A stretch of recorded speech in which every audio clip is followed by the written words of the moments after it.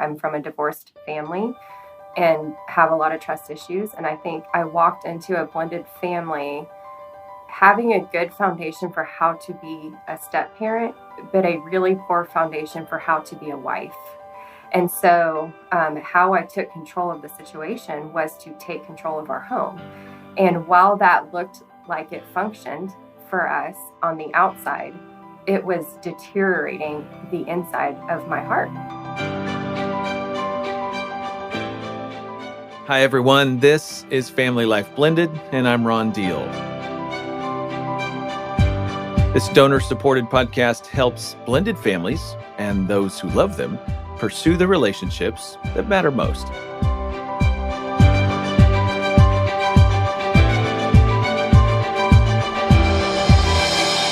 So glad you've joined us in this journey. Welcome to episode number 81, Bonus Moms, Refined for Good. And since yesterday was Mother's Day, it's perfect timing for an episode about being a stepmom.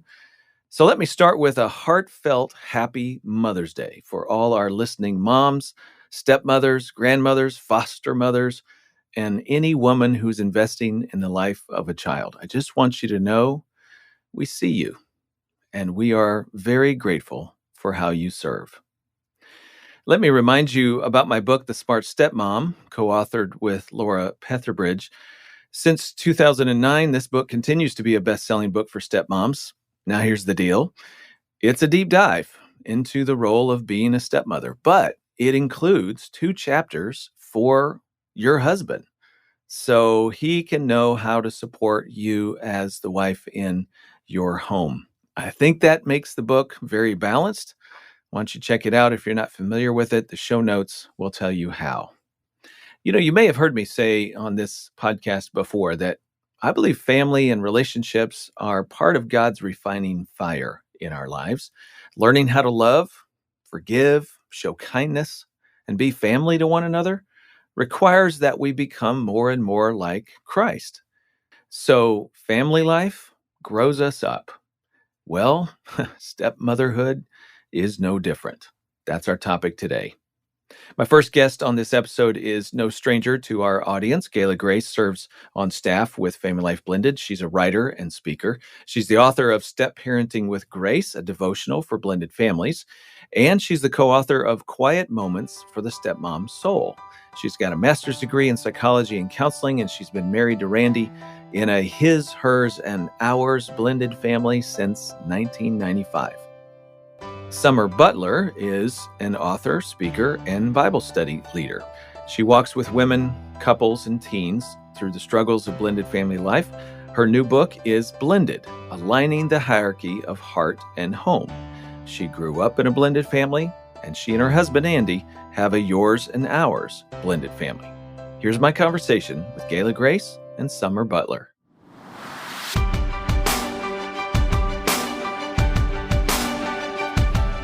All right, ladies, I appreciate you both being with me today. We know around here at Family Life Blended, we've heard for years about what a difficult day Mother's Day is for a lot of people. Actually, it runs the gamut, the feedback that we get from people. Some love it. Some hate it. Some experience everything in between. And some people, over time, experience everything in between. I'm just curious. I'd like to hear from both of you. What has your Mother's Day experience been like so far? Gayla, why don't you go first? I would say in my early years, when my expectations were in places that they shouldn't have been, my Mother's Day was hard. And I think over time, as a stepmom, I began to adjust my expectations and just be thankful if my stepkids chose to honor me in any way. But to honestly know that they need to honor their biological mom. It's very natural that they want to, and that needs to take precedence over me as a stepmom. And because I do have biological kids, then I can be honored from my biological kids. And that is a blessing, obviously. So I do feel like, though, as stepmoms, we need to be careful about our expectations. Okay. And I even would say, if you're a stepmom and you don't have kids of your own, that you might have to have a conversation with your husband and just say, please know that I know your kids may not honor me in any way, but I think it's important if you would, because of my role that I play with your kids. Well, I heard that loud and clear what you said about expectations and when your expectations were out of line. My guess is we're going to come back to that a little bit later in this conversation. Summer, let me turn to you. What has your Mother's Day experience been like? Yeah. Yeah. I mean, I think, Gail, that was such a good response because it's similar, I think, in line with mine as far as, in the beginning, I don't think you know what you don't know, right? Like when you experience that first Mother's Day as a stepmom, Right. if your expectations are misaligned, it is disappointing for sure because our dynamic is, I'm a full-time stay-at-home stepmama. So for me, and we'll get into this too, but doing a lot of the grunt work, in my opinion, my expectation was I should deserve a lot of the reward after that. And Mother's Day was a day set aside in my mind for that. While I will give my husband a lot of props, he always made that day also special for me. And the kids would always also say Happy Mother's Day to me. But I think when my expectations were not aligned correctly, it became a day for self-pity and self-righteousness in a lot of ways. And I agree with you, Gayla. It's a special day for moms, and that's not our role in their lives. But that takes some refining for sure. Yes. And so today being the day after, if somebody's listening to this, you may be on the downward slide after Mother's Day, and all the emotions that you just heard a little bit about could be running through you minute by minute, changing up, down, all over the place. Where do you go with all those emotions? Like, what do you guys do when all that's raging inside you? I guess it's a great idea to go to your husband and just pour all this out on him. Is that a fabulous idea or is that a lousy? I don't know. It depends on what the emotions are, right? Well, we've probably both done that, right, Summer? Yeah, for sure. And there's some things that your husband can do to receive that and hug that, but there's other things he can't fix. So it's just, that's complicated. Yeah, it is. We've had to learn how to communicate ahead of time. Like, I need you to feel this, not fix it. That's kind of my code word for my husband to like, don't try to fix this situation. I just need to feel my way through it. Because sometimes I feel like he's trying to rescue me out of a situation that I don't necessarily need to be rescued from. I need to just feel my way through it. And so whenever I was walking through hard times, with Mother's Day specifically, I think when I look at my heart position, it was that I was basing my worth in my work. And for all the stepmamas out there that still do that, and I do too, I'm human, right? And so I just have to check myself often. But when I started to realize my worth is found in Christ and outside of that title, I started to disengage from making these holidays matter more than I think they do. I don't know that it matters so much as much as we put pressure on them. So I think give yourself grace. Obviously, what you're feeling is normal. That spiral, that mental spiral is normal. But know in your heart of hearts that your worth is not found in your work. It's not found in your title. It's not found in one day of appreciation. Your worth is found in Christ. Yeah, and I do love what you said about helping your husband just acknowledge your feelings, acknowledge your pain, that it is okay for us to have those feelings still, and they don't have to fix it. The other thing I would add is, so I've celebrated 27 Mother's Day now as a stepmom. And so we just have to keep it in perspective that maybe you didn't have a great Mother's Day yesterday. It doesn't mean that every Mother's Day is going to play out like yesterday did. Say a little more about the overtime thing. Sometimes you have bad Mother's Days and they get better? Right. They can get better. Sometimes I've had bad Mother's Day with my biological girls during their teenage years. I remember having some hard Mother's Day years. So, you just pick yourself up. You ask the Lord for grace and strength to move into the next day and know that you can build a better future and you can have a good one in the future. Summer, this past weekend, I just happened to be driving on the Dallas Tollway. It is a frightening place to be. Lots of traffic, people moving fast. Love that speed limit, boy. You can just boogie on through, but boy, is it a little scary. You had a come to Jesus moment, it sounds like. You write about in your book, Blended. You had a moment on the North Dallas Tollway where God gave you a perspective about your role as a stepmom. Tell us the story and what did you learn? So when Andy and I met, he had both the boys full time, and they were pretty young, 6 and 8. And we were pretty far along in our journey at this point, and just had not been doing things right. And I say we, but I'm going to take my responsibility in that I really had veered off the path of good intentions. And it was a slow process doing that. But this all kind of was boiling. I was getting our oldest ready for winter formal, which is a pretty big deal down here. I'm sure it's a big deal everywhere, but I'm kind of an organizer, a planner. Like, I like things in order. And all of the plans were ready for the weekend. I felt like everything was in place. I was driving down the tollway, and it just kind of hit me that as I was putting the plans in order, the dance didn't fall on our weekend. And so I had gotten this jolt of just really anger and resentment that I had done all this work, and here we go again. I don't get the reward in this. And at that moment, it was really all about me and what I would get out of my good works. And I felt God really tug at me and say, pull off the road. I need you to pull off the road. And it was a command. It was not really anything I could ignore. I was really just like, okay. And I did that. Yes, Lord, and I'll he do said, that. I want you to write this down. Yeah, okay, I will obey. That's a lot. So pulled over, and he said, I want you to write this down. And he said, you are not raising these children so they grow up and call you their mother. You are raising these children so they grow up and call me their father. Somebody just needs to absorb that one more time. Would you just say it one more time? Yeah, I will. So he said to me, Summer, you are not raising these children so they grow up and call you their mother. You are raising these children so they grow up and call me their father. And I had to sit with that, to be completely honest, for a few years, because in the moment, I, in my spiritually haughty self, didn't think I had been working all this time to be their mother. Like, that was not an intention of my heart. They don't call me mom. I'd always been very clear that was not that I didn't have the intention of coming in and taking over that role. And so I wrestled with God through that statement. And really, most recently, what he has shown me, even between the writing of the book and now, is that all along, I really hadn't been chasing that title of mom.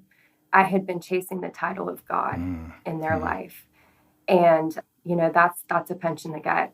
And so kind of over the process of that refining process, and him showing me like what I was doing wrong and how I needed to do things differently, I graciously stepped off that pedestal that I had created for myself. And I gave that highest seat back to God, and through that act of obedience, been able to kind of journal my way through that process to help other stepmoms and moms and blended families really put into perspective one of the scriptures he gave me, which is 1 Peter 5:2-4. And it talks about, we are to shepherd the flock that is placed under our care, and not because we must, but because we are eager to serve him, right? And eager to serve those that he places under our care.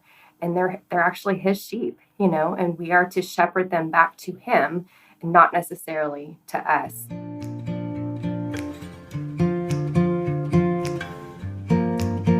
That is so good. And I really want to come back to that shepherding idea. Let's unpack that here in just a minute. But before we do, Gayla, I'd love to get your reaction to the little piece in there where she said she realized she really was trying to be God to the kids. Now, you've spent a lot of time, started the Sisterhood of Stepmoms, weekends for stepmoms. You spent a lot of time in this space, not only as somebody living it, but as somebody working with us. Do you hear that sort of thing? Like, without people realizing it, do you think they're working to be central in the lives of their stepchildren? And is that part of the setup? It could be. It could also be defined maybe as an idol that you are choosing. You're working so hard because you painted in your mind, as Summer was saying, that, you know that you're the stepmom, you're not the biological mom, but you need some definition of who are you really, because there's so much ambiguity in the stepmom role. And so you're just constantly fighting this confusion and what is my role, and I'm getting rejected, and yet I have to do all this grunt work, and it's confusing. And so I think it's easy to begin to decide that I should have some reward. I should have something here for what I'm doing, whether that means that, how we're defining it. Yeah. Summer, practically for you, what did that mean that you couldn't be their God anymore? You couldn't be central in their life. You talk about that as a refining fire in your world, but practically, what does it mean to not try to be that central in their world anymore? Where does that leave you? Yeah, I had to really sit back and consider where I was trying to control versus guide, I guess, and where I was trying to lord over instead of shepherd, I think, to kind of go back to that analogy. And practically, that meant taking some steps back. And there was a lot of unhealthy dynamics that had led to that point. I was so insecure in the beginning of our marriage that I really wanted all of the communication to go from biomom to me. And while that, I think, worked well in our family in the beginning, it started to misalign my heart and in that misalign our home. And so I think, we try to function out of a triangle of husband, wife, God, husband, wife. And what that did was put us in a triangle of ex-wife, wife, husband. In the process of learning where I was trying to control, that was one aspect that I had to let go of and just start to trust my husband to handle the situations outside of our home on his own without me being a part of that or having to read the text. Yeah. I love the way you've connected that to your insecurity, that there was something missing there for you and you weren't feeling, I'm not sure how to say this, but central enough to the family, to the kids, to your relationship with your husband. Something there wasn't really solid or safe, maybe is a way to say it. And so you thought, if I can orchestrate this stuff over here, my role as stepmom and my importance to the home, then my status goes up. Yes? Yeah, and I think it is centralized in trust and fear, and a lot of that came from my background too. My growing up, I'm from a divorced family and have a lot of trust issues. And I think I walked into a blended family having a good foundation for how to be a step parent, but a really poor foundation for how to be a wife. And so how I took control of the situation was to take control of our home. And while that looked like it functioned for us on the outside, it was deteriorating the inside of my heart because I was not doing it out of pure intentions. But I didn't even know that. Like, that wasn't even a conscious, I wasn't like going in this vindictive. That's not at all my heart. But what I think the enemy did along the way was started to see these cracks in our marriage and was very eager to step into those and say to me, you need control over this. But what I know now is, like, the tighter grip I have, the quicker it is to fall through my hands. And so I had to let go of that. Summer, I'm curious how your husband reacted to you wanting to be the central person of communication with his former spouse. Was he okay with that? Yeah, actually, he was. And it was out of pure intentions on his part. I think he wanted to do whatever he could to help me feel secure, not recognizing that the root was fear, right? And so it was completely out of trusting me to handle it. And I think he really just wanted me to be happy. And so then over time, though, did it become apparent that created more of the demise of relationships? Because that's not a natural place to be for a stepmom, biomom to be having communication like that. Right. I think what it did for me, it started to build resentments because I wasn't in a place to do it authentically. I was doing it to be controlling. And so out of that, I started to build these little resentments. And then that became a barrier, in my opinion, between a natural healing process that needed to happen between the two bio parents, in all honesty. So what God started to show me was that I was becoming a barrier, not a bridge between our two homes. Okay, ladies, I'm going to put my therapist hat on for just a second, because what you guys are talking about is so insightful. I don't want our listener to miss any bit of it. Here's a quick observation. Nan and I are, in our marriage seminars these days, we are talking more and more about how responding out of fear and pain let me say, more often than not, leads to bad things. It might lead to some temporary fix that you feel okay about, but in the long term, as you were just noticing there, Gayla, it doesn't work. And here's why. When you start out of fear or pain, whatever it is that you try to do, control, fix, orchestrate, is always going to leave you back in fear and pain. It's not going to resolve that. So you pick a situation, communicating with the other household. I'll jump into that. That'll elevate my status in my husband's heart and my stepkid's heart.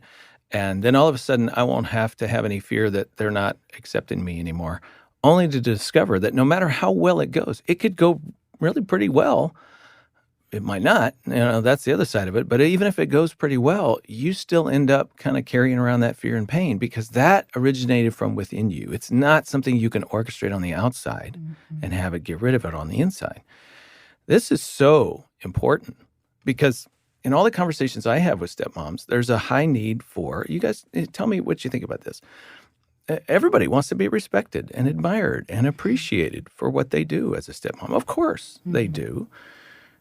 What's that all about? What's that driven out of? And what do you do with this notion that you can't orchestrate enough things on the outside to manufacture all of that? Well, it comes because with stepchildren, the love doesn't happen automatically as it does with your biological kids. For instance, even if you mess up with your biological kid, they are going to love and forgive so quickly. If you mess up with a stepchild, there's going to be a grudge. It's going to take so long to heal that. And as a stepmom, you know that.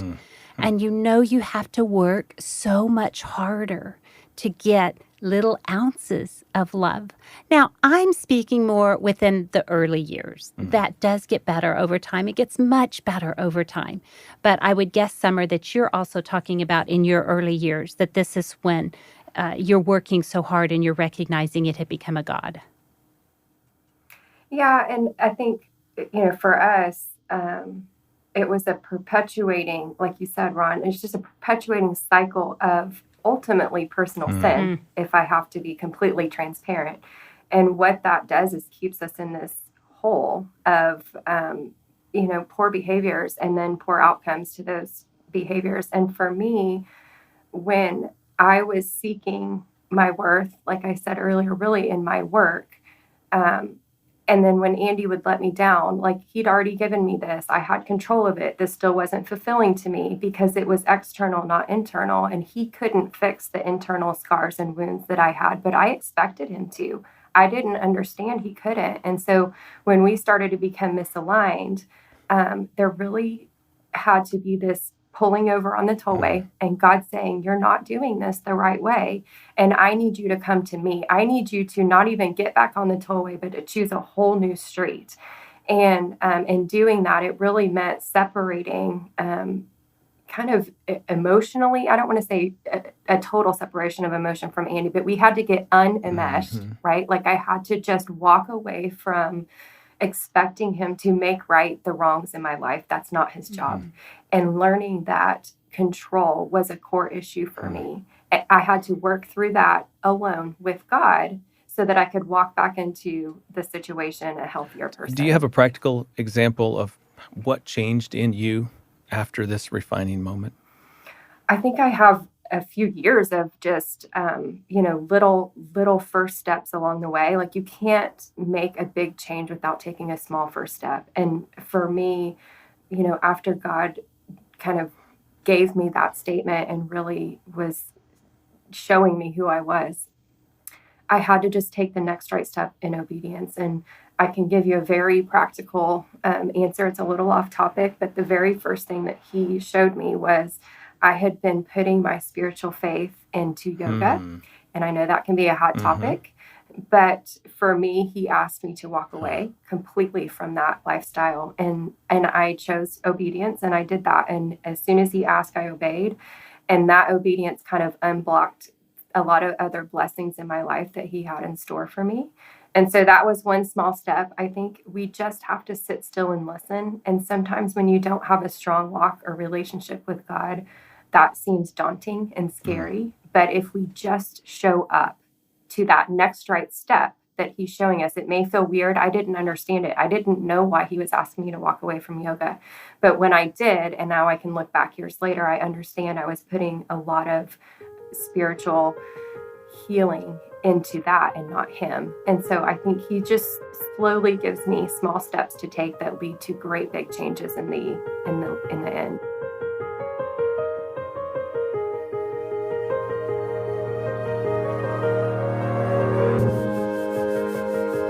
There's a real difference between the physical aspects of yoga and the spiritual aspects of Absolutely. yoga. Now, the other thing that I think is probably practical is this shepherding your stepchildren thing. And let's unpack that for a minute. John 10:14, Jesus calls himself the good shepherd, which, by the way, implies that we're sheep. You know how dumb sheep are. Yeah, I do know how dumb they are. Yep, that's me. I'm one of those. You feel like you've been given a flock, Summer. That's the way you've started thinking about it. And what a paradigm shift to go from, I need to be their mom, I need to be central in their life, to, wait a minute, I'm a shepherd, they're my flock. So what does that look like in everyday practical moments? I'd love to hear from both of you about that. Well, one thing I would touch on that Summer mentioned earlier was, for one, you're doing the practical things, and that's going to include some of the grunt work.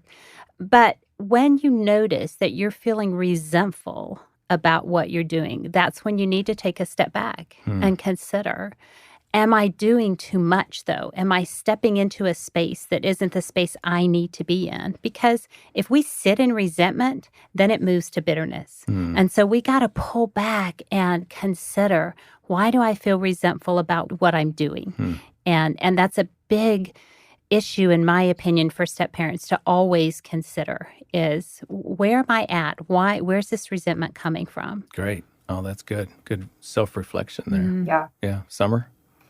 Well, and speaking into that, and I think what I've realized along the way is that I have a really hard time having difficult conversations in the moment. And so I allow those resentments to build over time.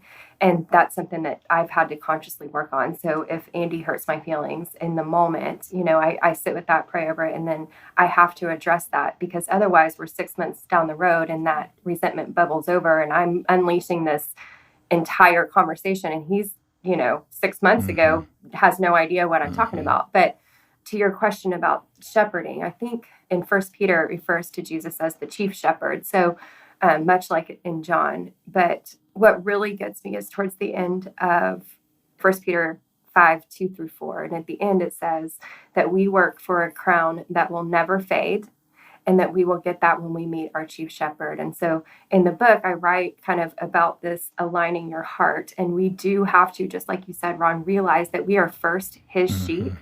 And if we are so spiritually haughty or so high on that platform like I was, I don't recognize that I need to work on self with him first and to align my heart and say, look, I am your sheep. I am here to do your work. And then I can recognize that these children that have been placed under my care are for me to shepherd, and not for me to grab their hand and want to hold on to that forever, but for me to take them by the hand and place it in his, because that's my job and that's my role. And I really think that goes for bio parents too. I mean, I really approach my own biological son in the same way. It's like and that takes intentional parenting for sure, not to want to lord over them, but to hand them off and say, God, how would you have me handle this situation? It's a tough one. I don't know how, and sit in that and then intentionally parent instead of react, I think, to situations. Let me react for some of our listeners right now. If you do feel some appreciation from your stepchildren for all that you're doing for them, or from your husband for what you're doing, if you do feel some measure of respect, there's an occasional reward, a thank you, gratitude, that sort of thing. Wow, that goes a long way. That really helps you keep going. Absolutely. It's in the absence of that. It's the woman who wrote to me, emailed last week saying her husband won't set boundaries with his former wife, and she continually has to deal with the negative repercussions of her husband's unwillingness to do that. I'm thinking of the childless stepmom who's listening right now, who feels totally unappreciated, totally left out, doesn't have children of her own. I'm thinking of the stepmom who wants so badly to make a difference in the lives of her stepchildren. She sees some gaps. She really has something good to offer. Her intentions are great. She loves them so much. But for whatever reason, the family system just sort of sabotages her efforts, and she's forced to live with the status quo, and it's really frustrating. And you want me to think about the chief shepherd finally giving me my reward. Like, that's so far out there somewhere. You could just imagine somebody Yeah. going, yeah, but what do I do today? How does someone sustain themselves in a tough situation? You hang on to the little stuff because it's just like you said. Oftentimes there are small rewards. I think of one when I think my stepson was in high school, and where we were living at the time, we were under a tornado warning. It was in the middle of the day. He knows I don't watch TV in the day. I probably didn't have the radio, anything on. He texted me from his high school to say, Gayla, take shelter. We're under a tornado warning. That was huge to me. That's like, he cares enough about me that he texted me to say, are you paying attention to the news? Because you might be in danger. Those are little rewards. Maybe you take that for granted when you have to step up and say, and when he came in that day, I remember I gave him a hug. I said, thank you for thinking enough of me that you sent me a text in the middle of the day, and that helped me know you cared. You have to hang on to those things as a stepmom. My husband, I remember him telling me that he kept a voicemail that one of my girls sent him, his stepdaughter, at some point. He kept that voicemail a long time, and he would listen to it at times when he was so angry at her. And he said, that just helped me in my stepdad role to know I'm doing okay some days. It may not seem like it all the time. That's good. Yeah. In the middle of the moments, we tend to feel like it's the only moment that ever will be, right? And we have this unrealistic perception that nothing's ever going to change. And to be completely honest, I know I have a lot of kind of in your face techniques with this, and maybe it's just because it's how God deals with me, but if nothing changes, nothing changes. And so if you're in the middle of these moments and you just feel like nothing's ever going to change, you can. And so my encouragement is to keep showing up with Christ. And that's where I had to go, because I've been in the moments. I've been in the middle of some really tough times where I didn't know if our marriage was going to make it. I didn't know if I could keep doing this. I didn't know if tomorrow was going to matter. I could see me walking away. I went there. But like I said before, if you can disengage from the moment, and if you can take that and show up with Christ and align your heart there, you will start to see little changes happen. Because if one person in a relationship changes, the relationship has to change. And I think you only experience that until you experience it, right? So I think my recommendation would be, or my experience has been, in the middle of those heated moments, or the moment where you feel so overwhelmed or so bogged down with, this, can I keep doing this? This is so defeating. It is, you're right. Acknowledge that, but then realize, like, this is just one moment to a lifetime of opportunities that I'm going to have. And if you keep showing up with a heart eager to serve, it will start to shift. You said earlier, the subtitle of your book is Aligning the Hierarchy of Heart and Home. Well, let's talk a little bit about hierarchy, priorities. We've had this conversation before at Family Life Blended, but it comes up often, and I always think there's another good reason for us to discuss it. It's sort of that, all right, what are your priorities? God first, marriage second, children, others. All right. Easy to say, really hard to do. How do we do this? Like, what are your thoughts and reflections on keeping those priorities in the right place? What does that mean for you? Where do you fit in there as a stepmom? Well, first and foremost, I think my relationship with God is my responsibility. So I think we all have to, in every relationship, align ourselves, right? Like, that is the only person we can control. And for me, that looks like being in a community of Christ followers that are what I consider, a life group that I can go to and study God's word and really stay in touch with, okay, maybe I have a resentment and I need somebody to say to me, okay, well, what does that say about you, Summer? What are you struggling with? Because we all play a part in every interaction that we have. And so if I can stay true to my relationship with Christ, then my heart is trying to stay aligned. You're right. It's hard. We're humans and we live in a world. What I have found, I guess, in walking with other women and other blended families is that we tend to compare our walks with our spouses and want to get into this, not necessarily argument, but what do we do if our spouse isn't also following Christ, and how do we handle that? And what if we're the only ones aligning? And there's a scripture, and but it talks about that the believing spouse is an influence over the non-believing spouse. And maybe you know exactly where that's at, but I love that scripture for the couples that are struggling. It's that they are sanctified. That's the word that the scripture uses. It's like the non-believing spouse is sanctified by the believer's faith and walk. And really what it means is that they're influenced by it. And so if we can work on our own personal alignment, and that was where I wanted to go with the heart aspect of that, if we can work on our personal relationship with God, then we are, setting the tone for our marriage and our homes out of influence with that. I believe that passage is 1 Corinthians 7, but also I think 1 Peter 3, I think also talks about that in particular for wives. Yes, can't change other people, but you can influence them by who you are. Make it harder for them to stay the way they are by changing who you are. Yeah, and also pray for that person. Pray for the heart of that person. Right. I know when I was struggling with my husband's former spouse, if you start praying for somebody, you can't just continue to hate them. I mean, it changes who you are, and oftentimes praying for their heart changes who they are. And prayer does a lot. There's something really interesting about what you said, Summer. I think when we say, okay, notice who's missing. It's God first, then your spouse, then your children, then others. Where are you?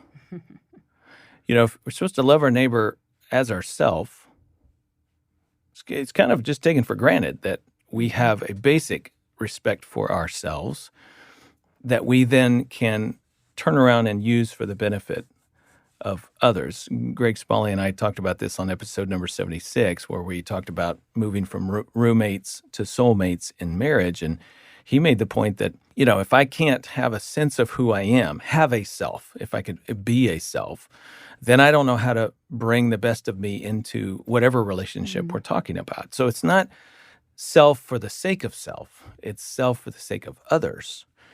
I think that's important for stepmoms, especially in this place where you feel like other people are not affirming yourself. Like that has to come between you and God. So Summer, that's where you started. Is that number one priority is really about you finding your identity and then bringing that sense of love, that sense of wholeness, that sense of importance and value to those other relationships. Yeah, and that actually comes out of experience, not expertise, because Andy and I had to walk through counseling for that, exactly what you're saying, which our therapist let us know that was enmeshment, which I know. I mean, that's where my educational background was too. But when it's yourself, it's hard to see you don't ever want to. I see it in other people real easily. So, Right. I can help everybody else, but I can't help myself. So when she pointed that out, it just made so much sense. It's like Andy and I blended really quickly. We definitely did not follow good steps to doing that. And in that, I think not only did I lose my sense of self, but I also struggled with the role that you were saying, Gayla, is like, where do I fit in? So like, not only did I have this lack of sense of self, but I'm also trying to figure out who am I in this new role. And so easily, Andy and I enmeshed. I mean, we just started to have ups and downs together. He has his feelings. Those are okay. He can work through those. Those aren't always my fault. It was that he has his problems. I'm going to join him. Right. And when I talked earlier about needing to emotionally separate, like what I had to do was allow him to have his feelings, not feel responsible for them, take myself aside, work through whatever I was working through with God so that I could show up differently. And that doesn't always fare well, because when you don't show up at the same level, then that feels like rejection to somebody that you've been enmeshed with. Right. So when I separated myself, and Andy too, so I'm not like the expert in this. I'm just saying, when there was a separation and then maybe he was elevated and I stayed emotionally mature in the situation, or maybe I was elevated and he became emotionally mature, that feels like a rejection. So then we have to consciously work through that. It's always just this constant refining process, but I had to find my worth in God and separate my worth from my husband. And that took time.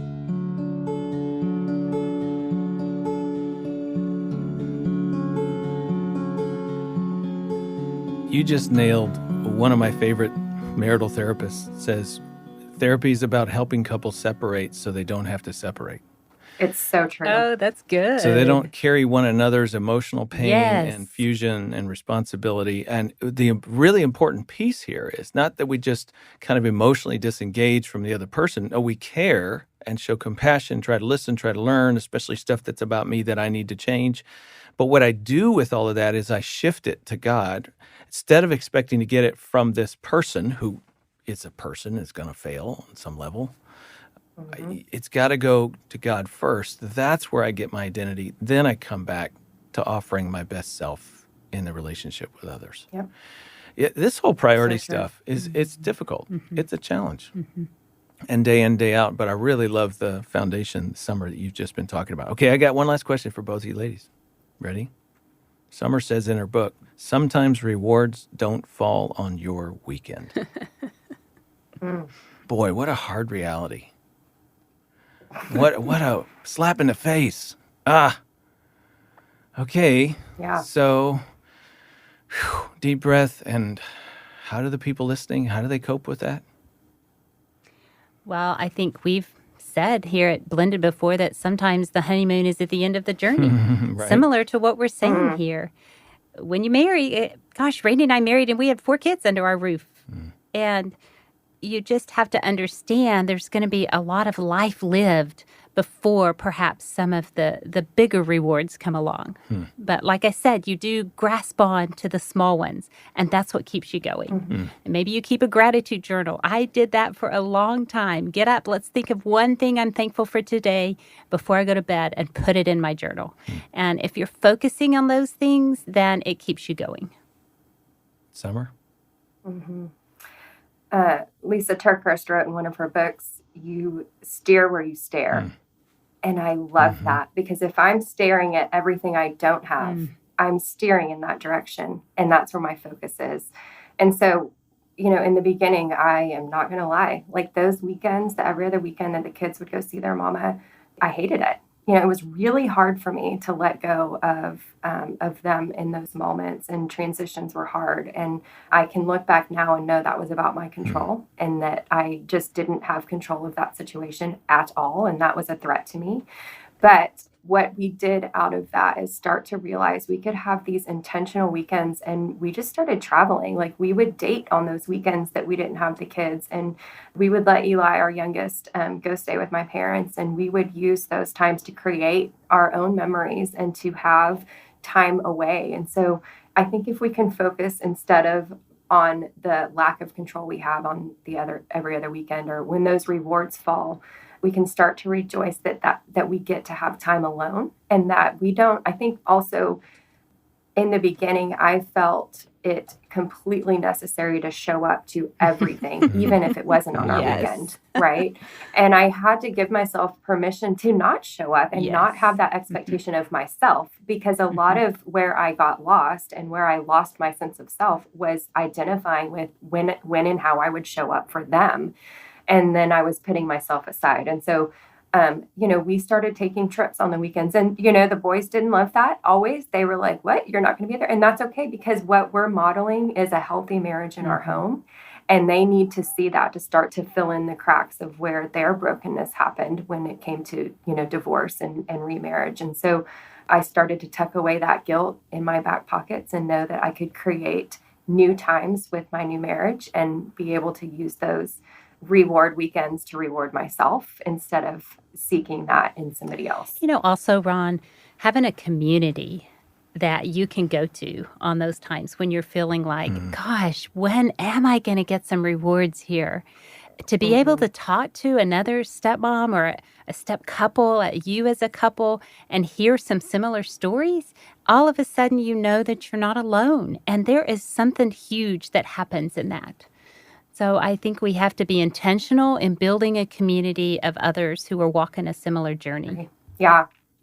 I mean, connection creates community, right? And if we're not walking in community, I don't think we stay as connected as we need to be to Christ and others, because we don't have accountability partners. We don't have somebody to say, hey, Summer, what's your part in this? And I tend to go, obviously, to I don't have a part in this. So I need people to hold me accountable. You've been listening to my conversation with Gayla Grace and Summer Butler. I'm Ron Deal, and this is Family Life Blended. Hey, if you have a topic or a question you'd like for us to address on a future podcast, you can email it to us. You can actually leave us a voice message if you want to do that. The show notes will tell you how. We actually got a recent note from Shane that meant a lot to us. Your ministry is such a blessing, he says. We married prior to knowing of your resources and were having major issues within the first year. So we Googled step family help and found your conference for blended families. It's changed our marriage, not in a single day, but in our daily understanding of our family. It changed our approach, our efforts, our conversations. We've been married 7 years now and are happy we found your material for our marriage. We went through your 8-week video series, The Smart Step Family, and now we're teaching that for a second time. Thank you for the work you've done. Praying your ministry continues to grow and bless more blended families. Well, Shane, thank you for that. That's great. Okay, first of all, if you, the listener, are interested in the live events or the resources that he mentioned, go to smartstepfamilies.com to learn more and find all the information you're looking for. But I want you to notice the journey that Shane and his wife went on, because we've heard this story 1,000 times, and you can travel the same journey. The first thing you'll notice is they reached out for help. They found some tools that they could put in their toolbox. But change didn't happen overnight. It took patience and a change of perspective that they walked out over time. Then they started giving back. Now they're teaching the Smart Step Family video series, for example. They're helping other people the way they were helped. Hey, you may not think of yourself as having anything to give to others, but someday you might. That's why each fall we put on the largest step family ministry training event in the entire world. This year, the Summit on Step Family Ministry is going to be in Phoenix, October 13 and 14, 2022. We bring together leaders and lay couples alike to network with others and learn the latest strategies to minister to one of the largest untargeted family groups in the country, blended families. This is an in-person event, not a live-streamed event, so get it on your calendar and make plans to join us. Visit summitonstepfamilies.com for all the details. That's summitonstepfamilies.com, or you can just look in the show notes. If you'd like more information about my guests, you'll find it in the show notes, or you can just check it out on the Family Life Blended podcast page. That's familylife.com/blended podcast. And did I mention that you can find small groups in your area on our searchable map? Did I mention that videos, live events, resources, and books for blended families like The Smart Stepmom or Gayla Grace's book, Step Parenting with Grace, and my newest book for engaged couples, Preparing to Blend, you can find all of that on our website. Be sure and check it out. The show notes will tell you how. If you haven't subscribed to this podcast yet, you certainly can. We'd love for you to do that. That way you won't miss any future episodes. You can find us on the Family Life app or, of course, your favorite podcast app like Apple Podcasts, Stitcher, Spotify. You can even watch us on YouTube if you'd prefer that. Just get the podcast wherever you get your podcast. Just search Family Life Blended. Next time, we're going to hear from Krista Smith Larson about creative games families can play that open dialogue about your blended family. Together, it always helped us make memories. It always helped us laugh.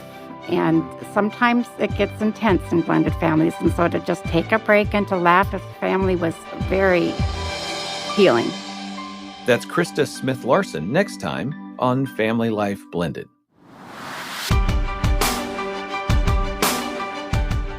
I'm Ron Deal.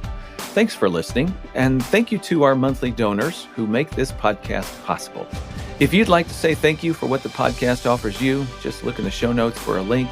Every dollar counts, and we are thankful for it.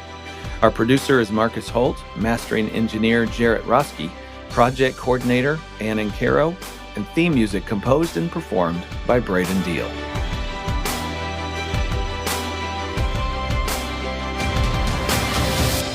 Family Life Blended is part of the Family Life Podcast Network, helping you pursue the relationships that matter most.